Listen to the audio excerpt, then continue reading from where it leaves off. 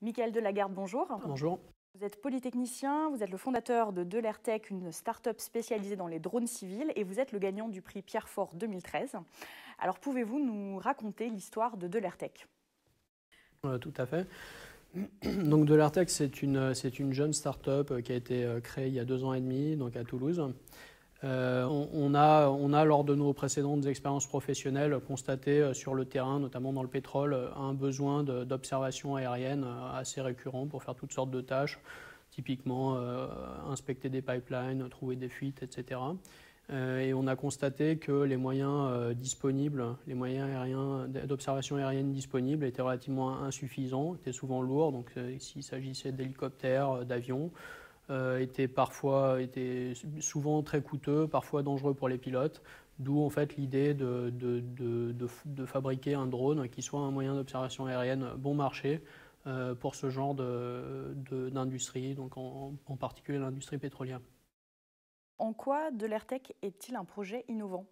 C'est innovant parce que c'est en quelque sorte un robot volant. En fait, ce qu'on va rechercher, c'est l'autonomie totale de l'objet, c'est-à-dire que l'objet soit capable de prendre ses propres décisions en fonction des conditions dans lesquelles il se trouve, etc. Donc il y a beaucoup de travail d'automatique qui est fait.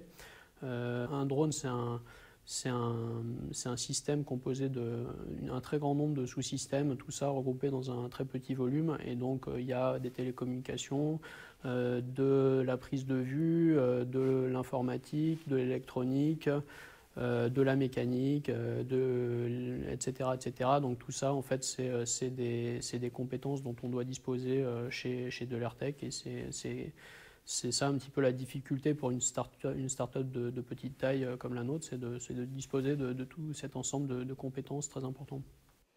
À quoi va vous servir concrètement le prix Pierre Faure que vous avez gagné aujourd'hui? Eh bien, écoutez, première chose, c'est que ça apporte une certaine visibilité et donc voilà, c'est un événement qui est extrêmement positif sur le plan de la communication de notre entreprise. Ensuite, c'est en quelque sorte une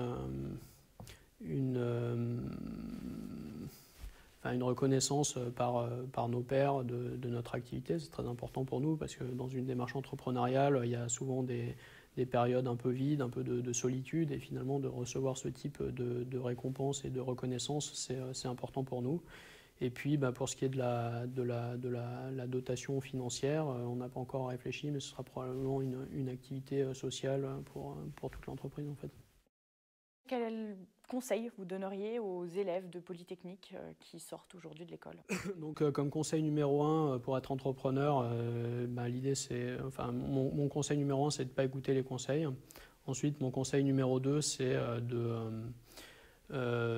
se lancer parce que aujourd'hui on a l'impression que créer une entreprise c'est risqué, c'est difficile.